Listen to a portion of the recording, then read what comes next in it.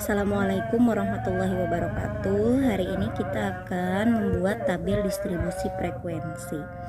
Nah, sebelumnya pengertian tabel distribusi frekuensi ya. Jadi tabel distribusi frekuensi itu di sini dikatakan suatu tabel yang menyajikan data ya yang telah dikelompokkan pada kelas-kelas serta frekuensi kelasnya. Itu namanya tabel distribusi frekuensi. Jadi nanti ada kelas dan jumlah frekuensinya. Langkah-langkah untuk membuat tabel distribusi frekuensi di sini ada 4 ya. Yang pertama, urutkan data dari data terkecil sampai data terbesar. Yang kedua, tentukan banyaknya kelas. Ya, di sini banyaknya kelas, huruf K ya, banyaknya kelas. Rumusnya itu K sama dengan 1 ditambah 3,3 log N. Berarti 3,3 dikali log N. N ini menyatakan banyaknya data. Yang ketiga, tentukan interval kelas. Cara mencari interval kelas yaitu I sama dengan R per K. R di sini adalah range. Range itu jangkauan tuh ya. Yaitu data tertinggi dikurang data terendah. Dan K-nya banyak kelas, yang ini yang nomor 2 berhubungan ya.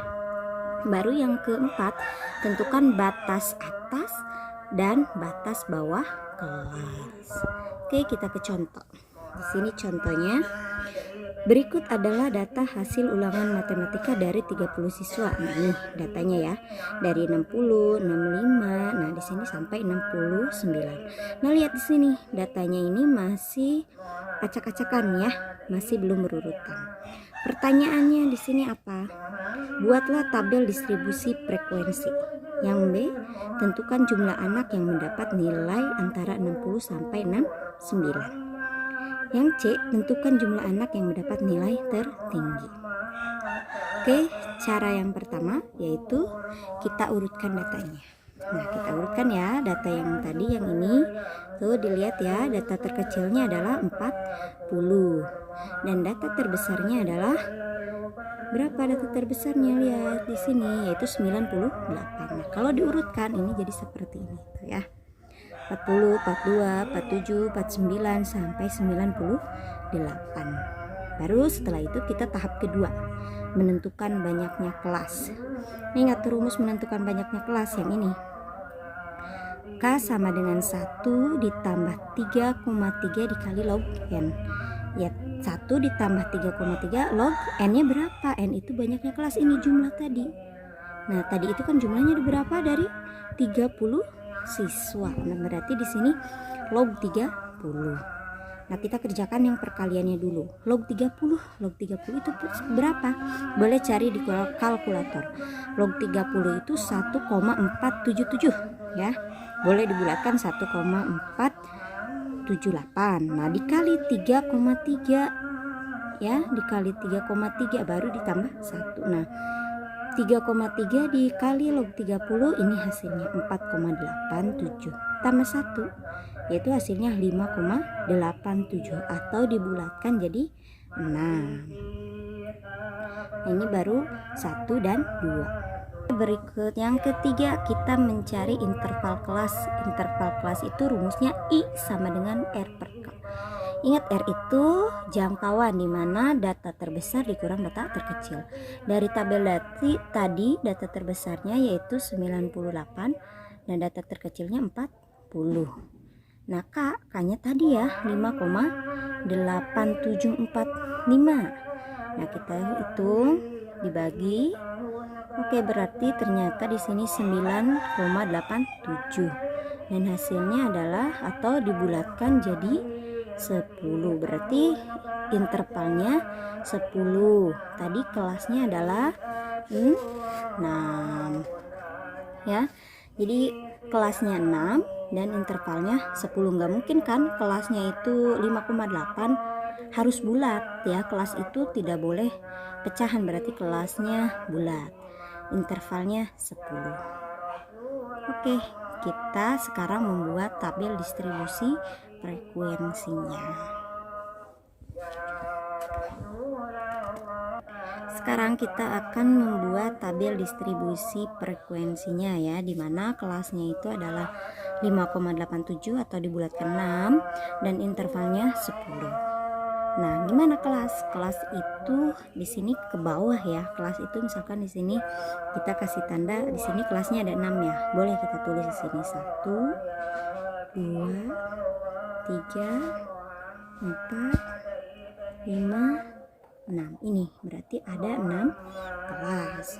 Nah, setelah itu intervalnya 10. Jaraknya berarti jarak antar kelas ke-1 dan ke-2 ini 10. 2 dan 3 juga 10. Nah, cara membuatnya pertama kita lihat datanya dulu ya. Lihat. Oke, kita balik lagi, lihat di sini data terkecilnya berapa di sini? Yaitu 40. Nah, di tabel kita tuliskan di sini data terkecil yaitu 40. Oke. Tadi ini kelas pertama ya, data terkecilnya 40. Nah, kita tahu intervalnya berapa? 10. Intervalnya 10, berarti jaraknya antar ini tuh 10. Nah, berarti kalau interval itu jarak ya 40, tinggal ditambah 10 berapa? Karena semakin kesini pasti semakin besar ya. 40 ditambah 10 yaitu 50. Tuh jaraknya terus sama. Berapa ini? Yaitu 60. Ini 70. 80. Ini 90. Nah, baru kita sampainya di sini ya. Nah, tanda tabel distribusi frekuensi itu ada pengelompokannya. Nah, di sini kalau di sini 50 berarti di sini 40 itu hanya sampai berapa? 49. Ke sini 50-nya. Ya. Di sini oh ini jaraknya bedanya 10. Oh berarti di sini 59, ini 69, ini 79, ini 89, ini 99. Ini ya tuh.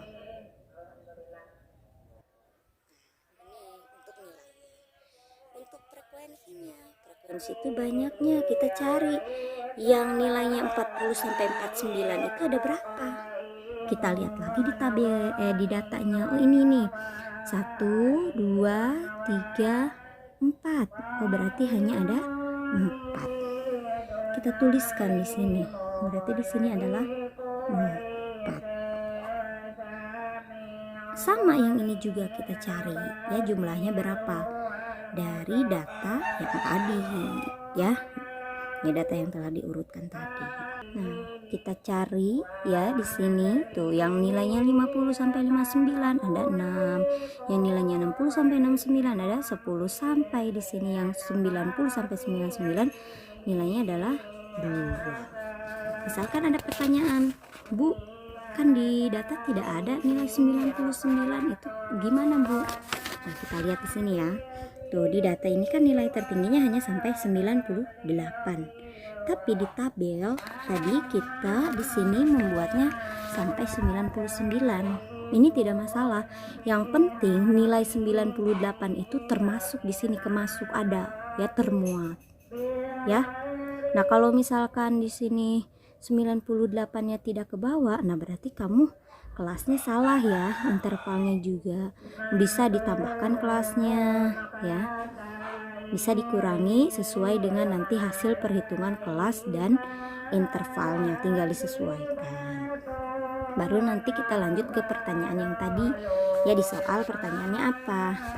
Oke, di soal itu tadi pertanyaannya yang A sudah membuat tabel, yang B tentukan jumlah anak yang mendapat nilai 60 sampai 69 dan jumlah nilai tertinggi. Kita tahu di sini nilai yang dari 60 sampai 69 itu ada 10 orang dan nilai tertinggi yaitu nilai 90 sampai 99 ada 2 orang. Nah, ini adalah cara membuat tabel distribusi frekuensi.